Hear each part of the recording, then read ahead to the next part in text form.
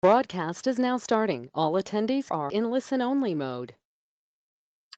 Hi, everybody, and thank you coming to our webinar, Is a Used Electric Car Right for You? We hope you gain a lot out of this webinar. My name is Devin DeLibero. I am the Electric Vehicle Program Coordinator here at Green Energy Consumers Alliance, and I work on the Drive Green program.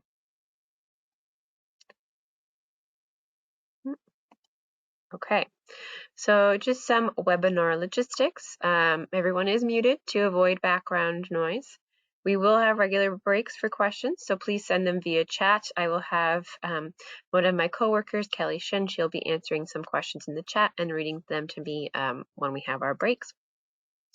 This webinar will be recorded and we will share it after the fact, and I'm also going to share the slides with you as well, so you'll have everything you should need. A little bit about us. So we are Green Energy Consumers Alliance. We are a nonprofit that works in Massachusetts and Rhode Island that was founded in 1982. Our mission is to harness the power of energy consumers to speed the transition to a low carbon future. And we do that with our program and advocacy work, so particularly with Drive Green. Vehicle emissions are one of the greater emissions contributing to climate change, so we thought we should really focus on electric vehicles. So let's get to it. In this webinar, I'm going to cover a handful of different topics surrounding used vehicles. So we'll talk about the state of the market, the benefits of buying a pre-owned electric vehicle, the battery health and the warranties associated with batteries, also popular electric cars to buy that are pre-owned, and plus our used EV shopping tool. So, and you will see me interchange pre-owned and used a lot in this webinar. I think we both all know that they mean the same thing, but pre-owned is a term that the dealerships prefer, and used is, I think, a term that a lot of customers prefer. Okay, so let's start off strong with the inventory and the state of the market. So the state of the market for EVs and cars in general is actually quite different than it was from the start of the pandemic. So it used to be that you could go to a dealership that day and pick out a car, test drive it, and then leave with that car the same day. Well, it's not quite the case anymore, especially for electric vehicles. So one reason for that is that there is a global semiconductor chip shortage. This chip shortage is easing, but it is still not there yet. So basically, semiconductor chips are needed for all vehicles now, but during the pandemic, there was a severe decrease in demand for vehicles because no one was going anywhere. And manufacturers had to focus on more profitable industries, mainly like personal electronics and things like that. And so now these manufacturers are switching gears again and ramping up production for cars, but it still hasn't gotten up to where it needs to be. There are other supply chain issues, whether that be for battery minerals, battery components, or just other parts of the vehicle in general. I'm sure you've heard about other supply chain issues in other industries, while they're very prevalent in the electric vehicle and car markets as well. So both of these things have led to an increased electric vehicle prices, both new and used. So for new EVs in particular, the status quo really is that you are going to put a pre-order down at the dealership, or you even do it on the manufacturer's website itself, which will require a deposit and a lead time from anywhere from a few weeks, if you're lucky, to like 6 months or more. It can really, it can just, be a harder time to buy a vehicle nowadays. So this supply chain shortages and the semiconductor chip shortages have also led to a push in release dates for EVs. So like the Nissan Ariya is a really great example of that. People are super excited about that, but I believe the release date got pushed back by like a year and a half, if I'm remembering correctly. So that's kind of made things a little bit trickier.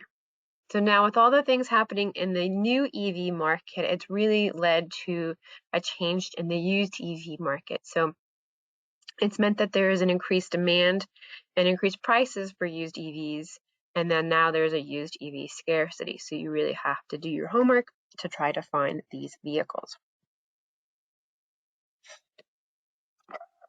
So now we'll go to second topic is why should you buy a pre-owned electric car?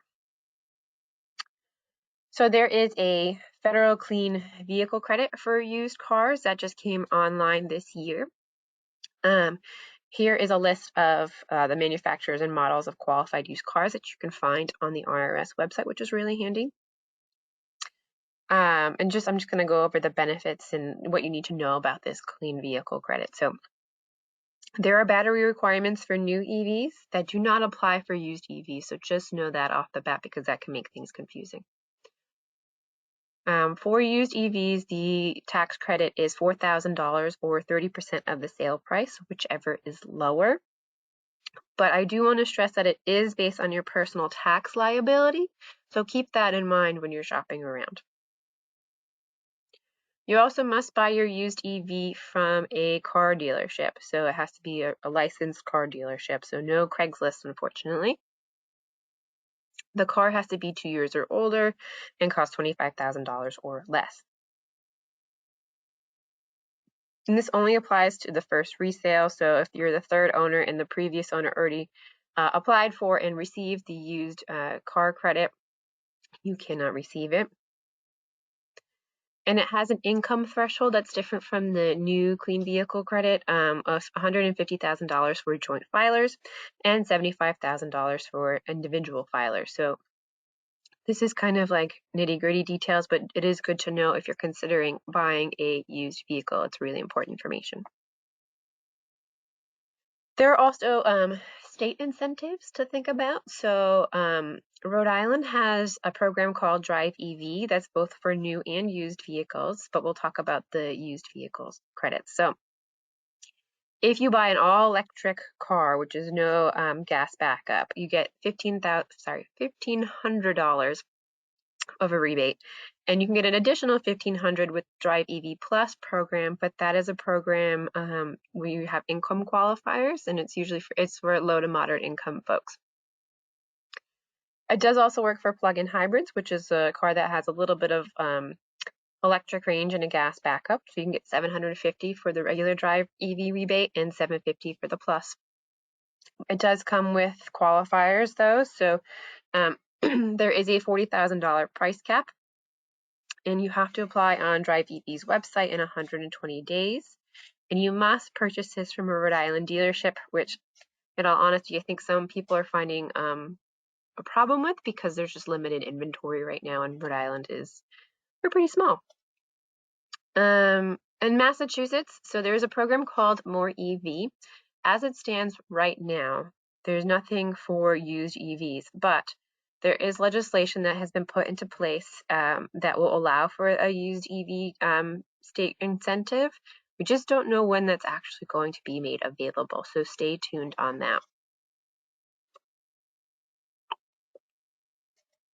Okay, so another great reason to get a used EV is that it cuts down on emissions. So there'll be no manufacturing emissions when you get a used EV. So all those little buckets, the blue and orange buckets you see here on the graph, don't matter because the car is already past that stage. You're not putting any more demand for a new vehicle like that. But just to talk a little bit more about this graph in front of us, it is really interesting to note that EVs do have more of a manufacturing emissions associated with them, but over the life cycle of these cars, they really have far fewer emissions than their gas-powered counterparts. There is even a break-even point that the Union of Concerned Scientists mentions in this article that we've referenced here on the slide. So for the break-even point, the EV needs to drive to match initial emissions debts. For a car, it's 21,000 miles roughly, and for an electric truck, it's 17,500 miles. So it won't take too long. This will vary a little bit by regional electricity emissions, but generally speaking, it is better for the environment to drive a used EV, even a new EV. And now we're just going to compare a few different car types. So one of them is going to be like, your traditional economical gas-powered sedan, and then two crossovers that are EVs. So for a used Honda Civic, the price to buy this car is about $20,000. In fact, all of these prices are pretty similar, with the Bolt being a little bit more expensive to buy. So it doesn't sound too bad at first. But then you want to consider the MPG, or the miles per gallon equivalent, for electric vehicles. And you can see that there's a stark difference between a gas-powered car and an all-electric car. Moving on, you'll see that the fuel prices are also quite different. So this is just for 1 year. And I got these numbers from the fuel economy government website, so you can definitely check those out on your own, or look at different models later if you're interested. So this is in 1 year, assuming that the car is driven 15,000 miles. So for a Honda Civic, it's about $1,600 to fuel a car in a year. For a Nissan Leaf Plus, it's about $657, and for a Bolt, it's $602. So you can see right there that the savings is already coming at you for a EV, or especially a used EV. And it already makes the price cheaper to buy the Bolt than the Honda Civic. Now, with all those things in mind, you also want to consider the federal and state incentives that you could potentially apply for, which will bring the car prices down even more for the electric vehicles. So basically, this is a great way to show you that there are really great options for used electric vehicles that are even better price-wise for you than their gas-powered counterparts.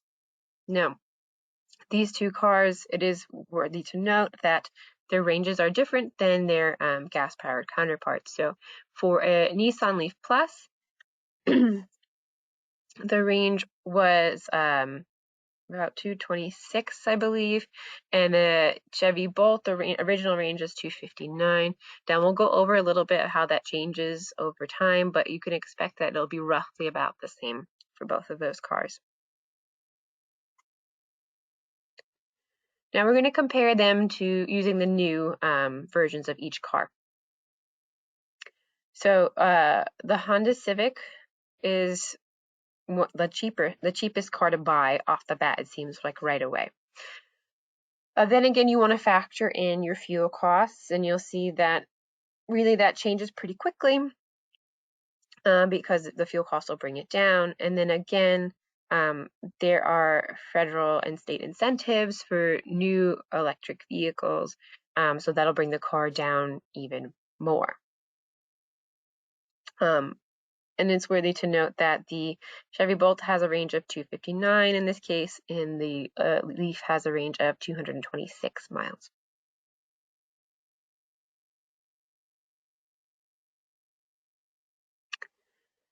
And then there are also savings compared by age at purchase with best-selling gas vehicles. So you can see, there are still savings to consider.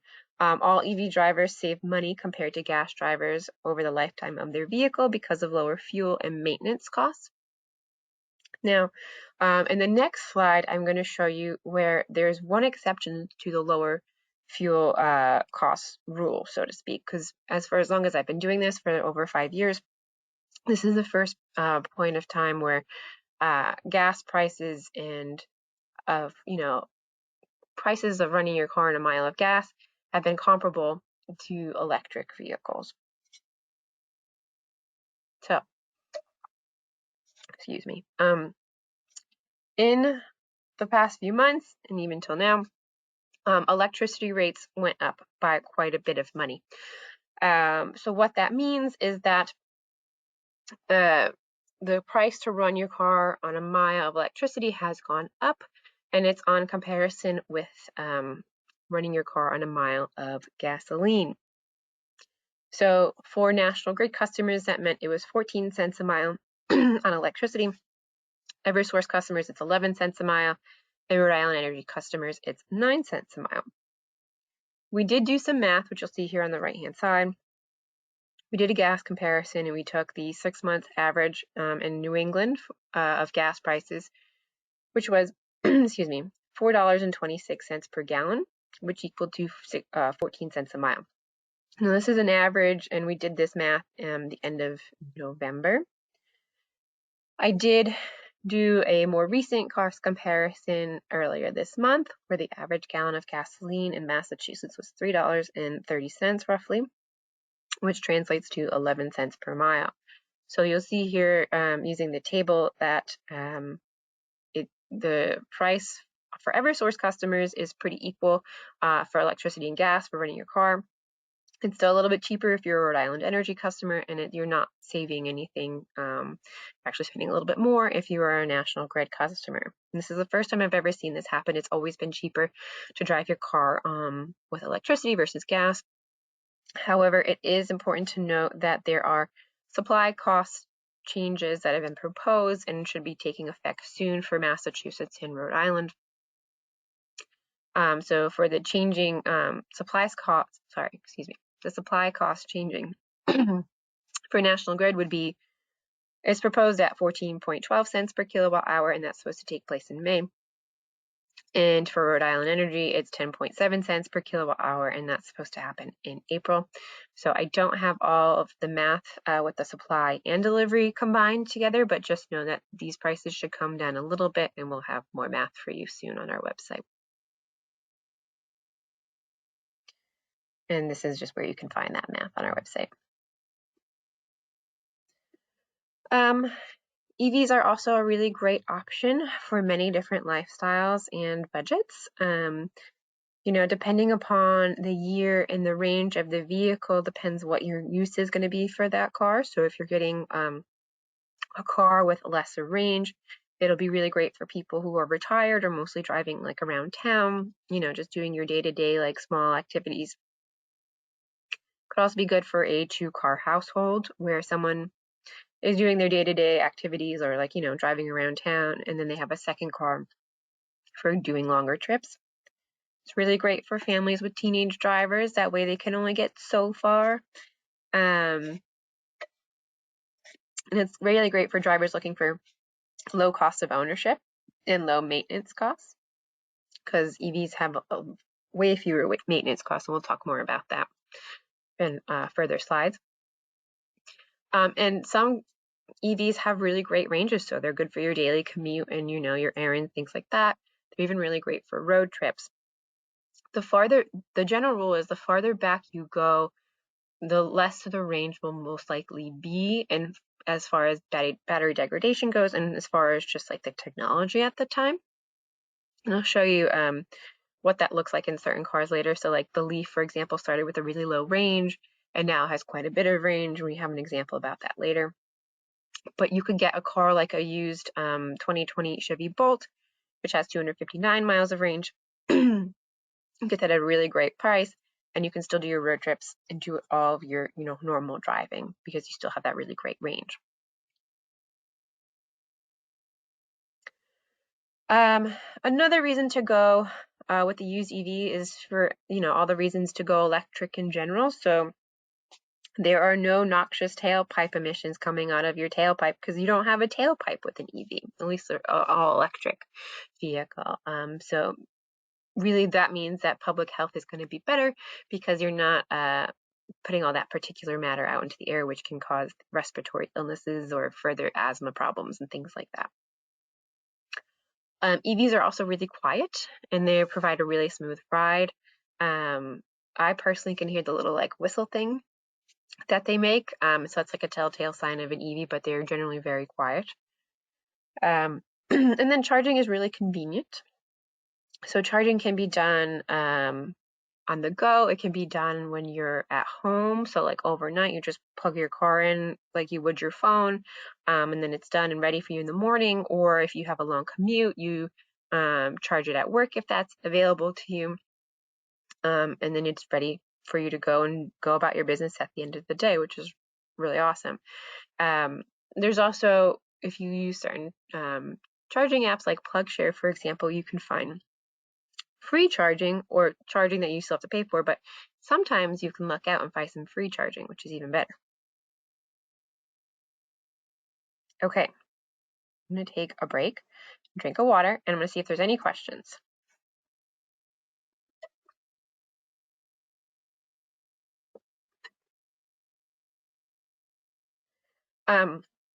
One question is, a person is confused about how to calculate or find my prior tax return to know what their tax liability is and determine how much of a used EV tax credit they'd get. Unfortunately, I don't know the answer to that question. I would really encourage you to talk to a tax professional or someone that's really great with taxes in general. But I don't know that. I do know that it is a barrier for some folks because it looks like you're going to get this money and you're like, oh, this is great, but then you find out that you can't. If you find once you do your research that you don't have that tax liability, what I would suggest is that you wait until 2024. Because in 2024, the rules change a bit because it goes from a rebate, which is dependent upon your personal tax liability, to a point of sale discount. Because then the dealerships are going to have the option of taking that onto themselves and giving it directly to the customer. So just know if you have a little wiggle room, 2024 might be a better bet for you.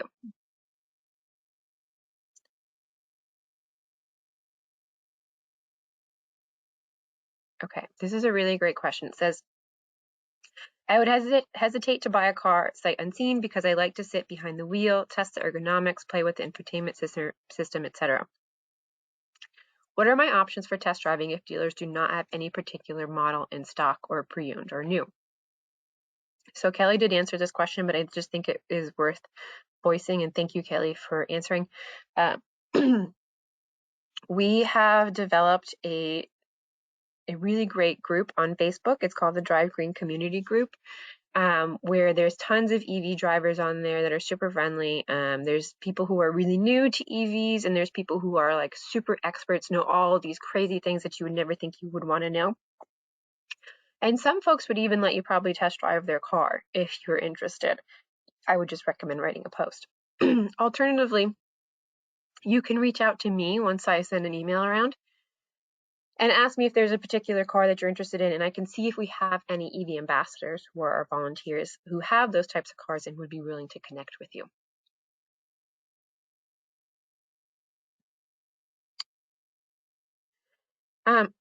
And then someone says, how soon into 2024 should we wait for the tax credit to go to the dealer and be point of sale? We don't have a specific date yet. The federal government hasn't announced it. They just said 2024. We don't know yet whether that's January 1st or just sometime into 2024. I think the wording is like purposely vague because it is a process that is kind of complicated and they have to figure out the ins and outs of it. And so I think that's why they're giving themselves so much leeway with it. So stay tuned. We'll definitely write blogs and have presentations and things like that about that when it's live. Okay. I'm going to continue on with the presentation for now. I think we got to most of those questions. So now we're going to talk about battery health. Hold on one second. My screen is a little funky. Okay.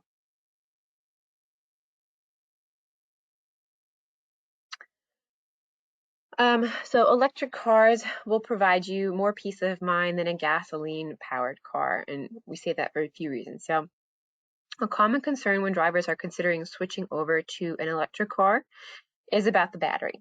So namely, how long it will last and how much does it cost to replace. So before we answer those questions, we're going to give you a little bit of background information. So I think we're all relatively familiar with lithium-ion batteries, which power our phones and laptops and, pretty much our everyday lives. The batteries in electric vehicles are on the same technology, but they're just a much larger scale. So about 10,000 times the storage capacity of a smartphone. The battery pack for an electric car lives not underneath the hood, but it's actually where you would find, it's actually like at the bottom. It's like under the floorboards of your car, and then the rest of the car is built around it. So kind of think of it kind of like a skateboard. And it's actually really beneficial too because it makes the car have a lower center of gravity. which increases the safety of it, because if it gets hit and it, where a gas car typically roll, it's less likely that electric car will roll because it's so heavy at the bottom. And it's also why EVs have good handling, because all the weight at the bottom is at the bottom of the car. There are a bunch of individual cell packs that you can see on the right-hand side. And you can see that they fit into the entire battery module, like just right there. So it's really tiny. However, batteries in electric cars are much more sophisticated than batteries in laptops or smartphones because they're used at a much higher duty. So more power, there's more storage. They use complex heating and cooling systems to keep them at the right temperature, and they're engineered to have as long of a life as possible, which you can't really say for smartphones and laptops. I'm shouting out Apple products right there. And here's just a simple table for the repairs of gas engines versus electric vehicle engines, and how they can be a little bit more, it can be pricier if you have a gas-powered car versus an electric vehicle. You don't save as much if you have a plug-in hybrid versus a battery electric vehicle, which is an all-electric car, because it still has those still has an engine and oil and things like that. So a major plus for electric cars, especially a pre-owned electric car though, is how reliable they are. They still have, still every bit of technology has a lifespan, and batteries are no exception to that. So battery degradation is a natural process that reduces the amount of energy the battery can store over time. We do measure we measure battery condition according to state of health, or SOH for short. SOH starts at 100% and deteriorates over time, and it's a measure of how much energy the battery can store compared to itself when it was new. Overall, the data shows that EV batteries hold up over time. According to data from over 6,000 different vehicles, you can expect to lose about 10% range over 6 years. That means if you're worried about having to replace the battery, you don't have to be. The battery will outlast the life of the car, which we'll show you another slide soon that shows you that. The graph here is an average of all sorts of vehicle models and years, and though it's not exactly linear, it's about a 2.3% drop every year, and you'll barely notice that as the driver of the car. And then most importantly, it's not like you'll experience a sudden failure, which is what most people seem to be afraid of with their cars. And this is actually pretty important. So there are other factors that can contribute to battery decline. Exposure to high temperatures, consistently charging using DC fast charging speeds, which is like the fastest level of charging, or charging to 100% and then draining back down to 0% every day. Basically, you want to stay in like a sweet spot, if you can, for the most part, between like 10 and like 80%. Generally speaking, if you'll notice, if you charge your iPhone or whatever phone you have to 100% all the time, it wears down the battery over time. So if you, just like I said with the car, if you'll see that with your phone too at a smaller scale. But engineers know all of this, and so they have prepared, and that's why they use good thermal management systems to keep the battery at the right temperature. It's also why they build a little excess capacity into the battery that's not usable, because it protects the capacity of the battery. So there's usually like about a 10% extra capacity that we don't know about. But what about the battery? So the actual rate of degradation does depend on make, model, and year. So we'll just go through a comparison. The comparison is going to be for the Nissan Leaf. Now might be some confusion here because the Nissan has like two kinds of cars under one name. The Nissan Leaf, I think, has a 40 kilowatt battery pack, which means its range is lower. It's about 150 miles. And the Nissan Leaf Plus is 226. We're going to talk about the Leaf, the regular Leaf with the lesser range. So the 2017 version of this car has a slower rate of decline, which is a testament to the improved battery technology. Also, 200 plus miles of range is a new norm, and batteries that have higher capacity fare better in the long term. It's because you're not constantly depleting it. So again, that's because using the entire capacity of the battery is more taxing on it than just a small portion of it. So greater range is really a better place to start. It is a lot easier to discharge the car from 100% to 0% if you only have 100 miles of range compared to 250 miles of range. So that's part of the reason why you want to see the rate of decline changing from year to year. Not why you want to, but why you do see the rate of decline changing from year to year. So you might use this for an older EV to predict how much the actual driving capacity of your car has. So for example, say you're looking at a 2016 Nissan Leaf. After 4 years of driving, it loses about 10% of its battery capacity, which translates to about 11 miles of range. So that's not too bad. So your maximum range might be 96 miles instead of 107. So sorry, it's very confusing. The Nissan Leaf starts at all different ranges. So this 2016 model starts at 107. Losing 11 miles of range over a 4-year period gives you 96 miles. Another thing you can take away from this is that buying a 2016 Leaf is a better idea than a 2014 Leaf, for example. And just remember, this is all comparison for the battery, so just make sure you're doing all of your homework.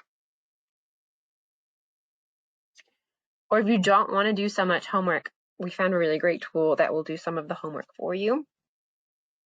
So Recurrent Auto is linked here at the bottom, and they are a really great organization. One of their specific projects that they're working on is a used EV project where they try to help you figure out the range of the vehicle and the battery health. So what you do is you go on their website and you find you come with the VIN number of the car that you're looking at. So for me, I went on Kelley Blue Book. I just typed in 2020 Chevy Bolt, picked the first VIN number I found, and this is what I came up with. So the purchase price for this car, it is it's the higher trim. It's about $31,000. It does specifically tell you what the odometer range is. You'll see on the top left-hand side, it's 8,563 miles. And they tell you also what range you can expect of the vehicle. So this vehicle started at 259 miles, and they expect it to be anywhere from 222 to 244 miles of range left. Also tells you, if you go down a little bit on the left-hand side, it tells you a little bit about the battery warranty that's left.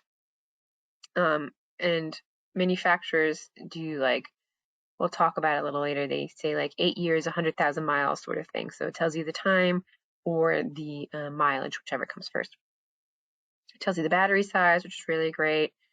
And then it tells you like things like in the middle, like what your range is going to look like if you're in cold temperature, ideal temperatures, or really hot temperatures. So you'll see in cold, which is good to know for everybody, in cold weather, the range of your EV will decrease. So in 15 degrees Fahrenheit weather, they expect that the range will decrease to about 74%. And then again, there's on the right-hand side, there's just more about the battery and the warranty. So just interesting stuff to know, especially if you're considering a particular vehicle that you have in mind. You want to check out how it should be doing. There it is.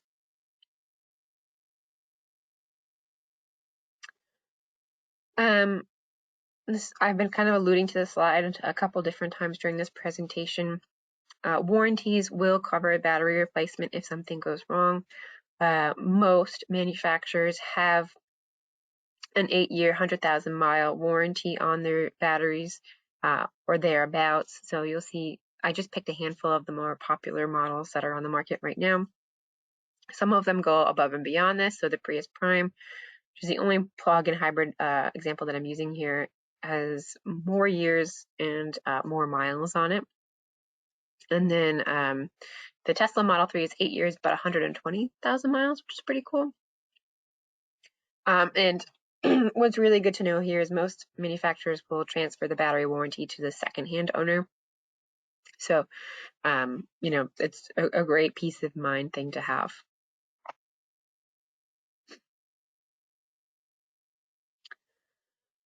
Okay, Now, this is a really good example of what happens if something goes wrong with the battery. So this is not necessarily for one specific person, but in general, if there's an issue with like the battery for that car. So the Chevy Bolt had a battery recall that was issued in 2021, and it was due to a manufacturing risk that caused fire risk. Now, this is separate from the warranties we just talked about because this is a manufacturer problem. The battery replacements are underway and actually almost done. They're totally free and they are under warranty, but even if you didn't have a warranty, they would do it.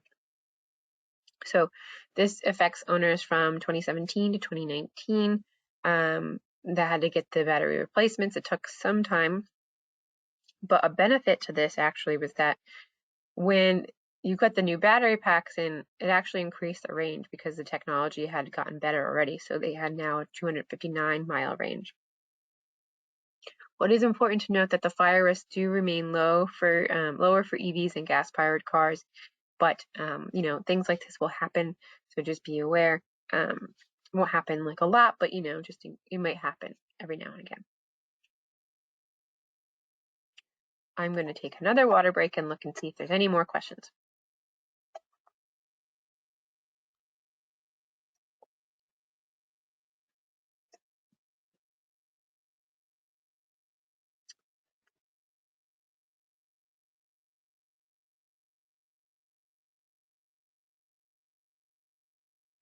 Okay, this one is, does range decline whether the car is driven or not, i.e.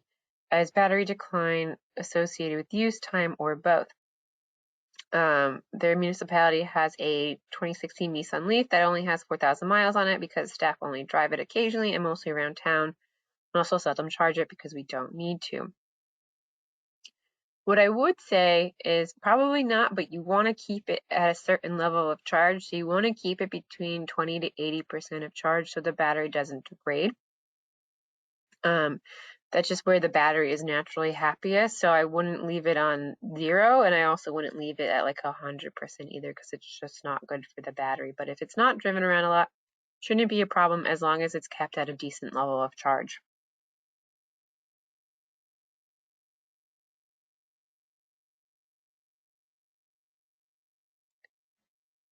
Does the battery warranty transfer to me when I buy a pre-owned vehicle? Usually it does, yes.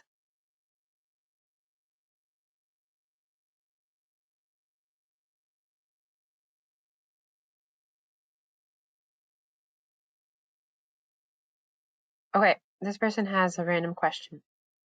I tried to take my car to Worcester on a full charge of 103 miles. My destination was 80 miles away, and I barely made it.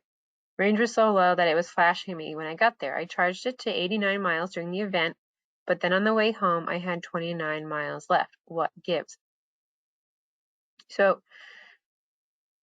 range depends on a lot of different factors. It could be that like on the way there was a lot of uphill driving. On the way back, there was a lot of downhill driving. It could be that the temperature was different from like the time you went there in the morning. You may have been colder. So you've been using your heat versus like on the way back, it was warmer, maybe not using your heat so much. There's a lot of different factors. Something that kind of shows you that is if you're going on a trip, if you use a better route planner, it's an app. You can also use it on the web. And it tells you like it factors in the weather and the temperatures, and it factors in like if you have extra weight in your car, which can change the efficiency as well, and all other different factors that can change your efficiency. So unfortunately, I have more questions about that, like your specific situation, so I can't fully answer it, but those are, some of my little tidbits. Okay, someone says that their 2019 Kona EV recommends driving it at least once every 4 months. I really hope that that municipality is doing that, if not more, because why have a car if you're not going to use it? Okay, you're going to carry on with the presentation and then we'll have more time for questions later. Now we're going to talk about tips for buying a pre-owned vehicle. I'll just apologize in advance. I could not find any newer graphs that showed better data, but I did still want to show you the breakout of different cars. So generally speaking, the older the car, the more inexpensive it is, but the lower the range it could have, because that's, it came out when it had a low range, but also because of the degradation over time. And it's going to be harder to find. So really, I would suggest staying away from anything like 2014, 2015 or earlier. After those dates, so like 2015, 2016, you have better value. It's kind of in the middle range. It might be a little bit harder to find than some of the newer models, but it's still pretty good, especially depending upon the car that you get or that you're looking into. 2017, 2018, 2019, and even to like up to 2022, those are going to be the pricier cars, even though that they're used, but they will have higher ranges, which is really great. And so you'll be able to get more out of the car, and you're going to have a lot more options. So even just a few years ago, you can see back in 2011, there were only 2 car models to choose from, and now you can see there's tons more, and there's even more on the way. So this will be even higher, have even more colors than in like 2022 than 2019. So there are a lot of really great options out there. However, it is still a smaller market than your traditional car buying market is, because right now EVs make up just 5.8% of the new car market. So you can imagine those secondhand markets don't have as much as a gas-powered market does. So you'll still have to do a little bit of digging.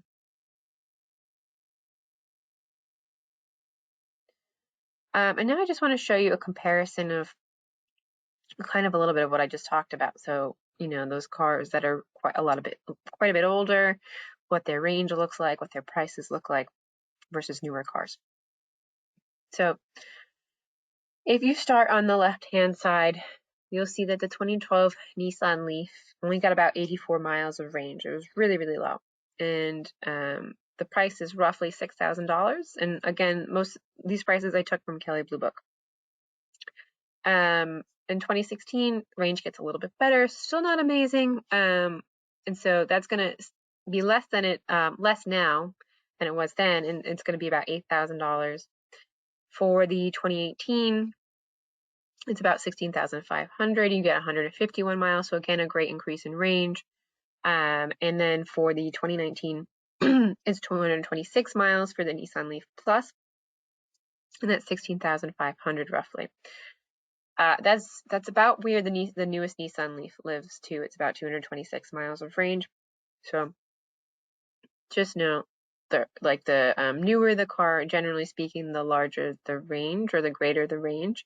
That's not to say some of these don't make really great cars. It really just depends upon what your needs are and things like that. There are plenty of cars on the market that still have really fantastic ranges but are a few years old.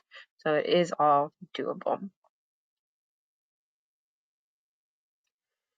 And we'll just talk about some popular pre-owned all-electric vehicles. Again, the Nissan Leaf example can be a little bit complicated because there's a regular Nissan Leaf with the smaller battery pack. It's about 149 to 151 all-electric miles of range, depending on the source you look at. And the Nissan Leaf Plus gets 226 miles of range. But the prices I have here are based on the regular Nissan Leaf, not the Plus. So the average price of a used Nissan Leaf is anywhere from about $19,000 to almost $23,000. So that's 2020 used Nissan Leaf. For a 2023 model version, that can be anywhere from about $27,700 to about $28,600. So definitely a savings to be had, especially if you get the regular Nissan. And then the Hyundai Kona, we took a 2019 as an example. This car is really great because it shows you a used car that has a greater range. So it's 258 miles of all electric range. The Kona is traditionally a little bit pricier, especially if you compare it to the gas version of it. The Hyundai Kona started at around $40,000 when it came out, and now it's slowly gotten down to price. You'll see it's about $34,000 for a new one. But for a used one, it's about $22,000, and then to $25,000. So there's still some savings to be had, and you still get that really great range. Excuse me. For the 2020 Chevy Bolt, again, we have 259 miles, all electricity. It's really great. For a used one, you'll pay about $20,000 to about $22,000, and for a new one, it's $26,000 to about $27,000. Excuse me.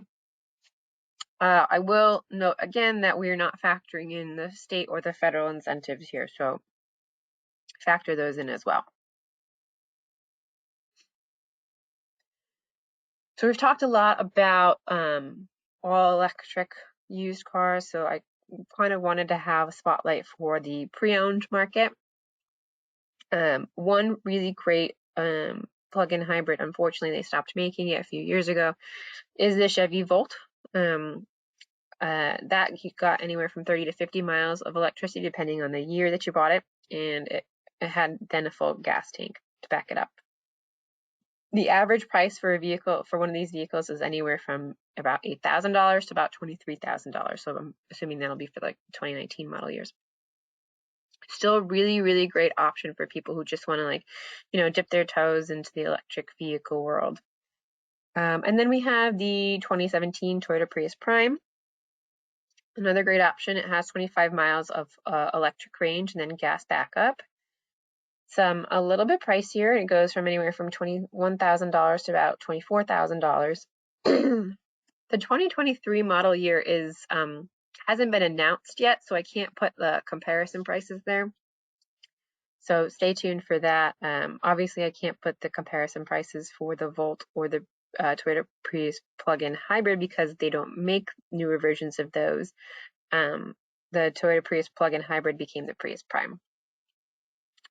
But the Prius plug-in hybrid from 2012 to 2015 has 11 miles of electric range and then gas backup, and that is a really affordable car, anywhere from $12,000 to about $17,000. So there are really great options out there for used vehicles, especially for plug-in hybrids and for all electric vehicles alike. There's just, there's a car out there for everybody. However, I don't want to lie to you. Car shopping is going to be a little bit difficult because there is still a supply crunch in effect. So used car prices fell 3.3% from November 2021 to November of last year, but they have started to rise again as of this month. And from what I've read, they're going to continue to rise a little bit for some time, but this is like the normal time for them to rise because it's tax season. Excuse me. Another thing, something to note though, is that the federal tax credit is up to $4,000, but there are qualifiers that we talked about. You can get that Rhode Island state rebate, but not in Massachusetts quite yet, so fingers crossed that gets announced soon. New EVs are low in inventory, which means there's more demand again for used EVs, so it may take some time for you to find the perfect car for you. And then, I wouldn't be doing my job if I didn't say that you should check out our website. There's a Drive Green shopping tool, both for new and used EVs, where you can compare all the important bits of information that you want. So it looks like this. In the interest of time, I'm not going to show it to you because we only have about 10 minutes left, and I'm sure you all have lots of questions. But basically, when you go on this portal, each car has its own card, where it compares all the different facts you want to know about the car. So it compares range, drivetrain, what the price points you should pay for these cars are. The used car portal is separate from the new car portal because we're not offering you a way to liaise with dealerships. With the used car portal, it's more of a way to compare what types of cars you're looking for. We also group them by model years. The model years are grouped by if they have the same range or not. So you look in there and you can filter it based on if you want to plug in a hybrid or a battery electric vehicle and what price points you're looking for and things of that nature. So it's a really great tool if you're just thinking about an EV and wanting to see what kinds of models you can expect to be out there and what kinds of price points you can expect to pay. So this is my contact information. So if any of you want to reach out, feel free to do so. You can also just reply to the email that I'll send around probably tomorrow with all of this information. Before I take any further questions, I just want to say if you've enjoyed this presentation or otherwise enjoyed any of the work that we've done, please consider donating. Donations will be doubled dollar for dollar during the month of March. So please definitely consider donating to Green Energy Consumers. I'll switch back to this slide, but I will see what other questions we have in store.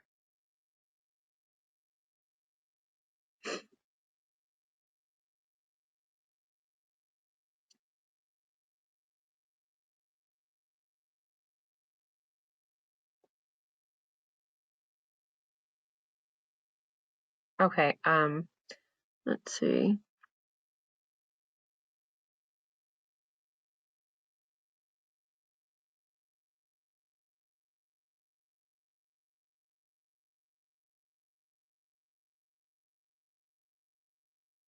Okay, so this one says, my 2015 Chevy Volt with a V as in Victor, with a gasoline-powered generator. Owner's manual suggests that we keep it plugged in so that the electric current can keep the battery temperature at the optimal level. How does this relate to your suggestion to keep the battery level below 100%? Any opinion? So, as far as that is, my first thought is that relates to like winter driving.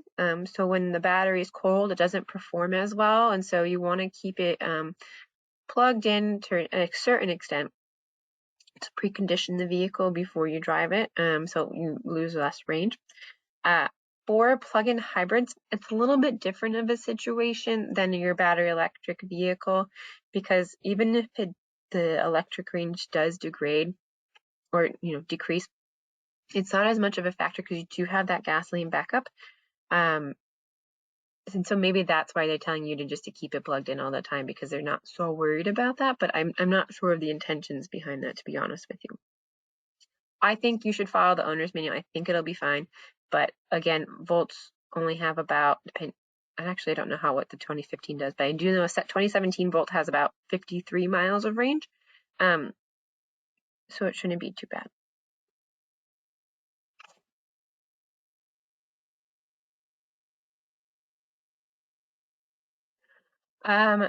So this question is Consumer Reports a good resource for EVs in general and used EVs also? Or are there sites that are better informed? We use Consumer Reports quite a bit. We do rely on them for a good source of information. They end up backing up information that we've already been telling folks. Union of Concerned Scientists is also a really great place to look. And then you can also just look to us too. We write a lot of blogs and we have a lot of really great information on the Learn More part of our website. So anything you really want to know about EVs in general.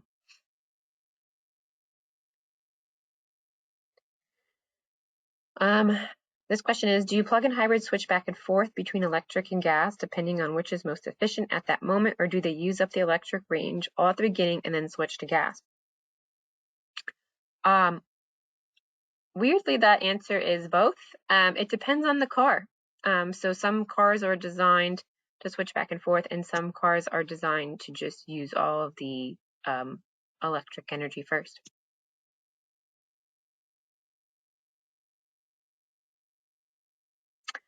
So this one is, some of the Drive Green contracts with dealerships have expired. That is very true. Is it worth waiting for them to be updated, or does that generally take many months? So this is an ongoing problem we have had. So we have, like I've talked about earlier, there has been a crazy supply shortage, which means that dealerships aren't having cars on their lots, which means they're not offering discounts, which dealerships used to do on our website. And some are opting to not partner with us at all anymore because they don't see the need to do so, even though we do have a lot of great leads for them. So I would not wait. If you have a question about a specific dealership, I would recommend that you contact me and I can answer your question more fully and we can talk about it. But dealerships are slow to update things sometimes. But we do have other dealerships that are really great and really involved, but it really just depends. So unfortunately, that's not the best answer for you, but I would say go with whatever dealership you're happy with. And if you want to follow up with me, please do so. I really encourage that we can talk more specifically about your question.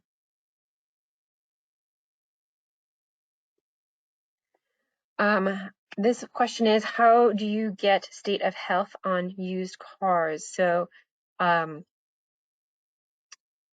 talked to the folks at Recurrent Auto a few months ago, and they have done a ton of research. They have a lot of folks with what do they get? They get these little my coworker calls them like little doodads, but they put this, like, insert this thing into your car, so they get all of this information, and so from all the data points they've gathered over time, they can guesstimate what that car's health is going to look like.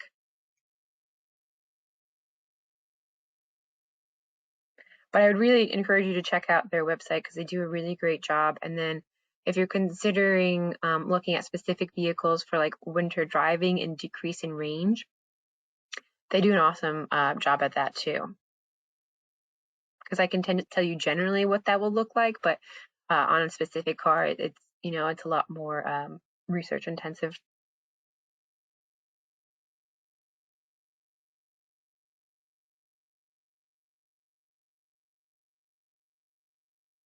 This is a really good point. So I have a Leaf and its range is terrible. It's less than 90 miles. However, I did an analysis of my usage before buying it. It is absolutely fine for 95% of my trips. I would recommend anyone considering a used EV to do a realistic analysis of how many miles they actually drive per day, not just what they think they might drive. Most people have 2 cars anyways, and the Leaf has saved me a ton on gas, and I only have to use my secondary car. Hold on. Sorry, the quote got too long and it cut me off.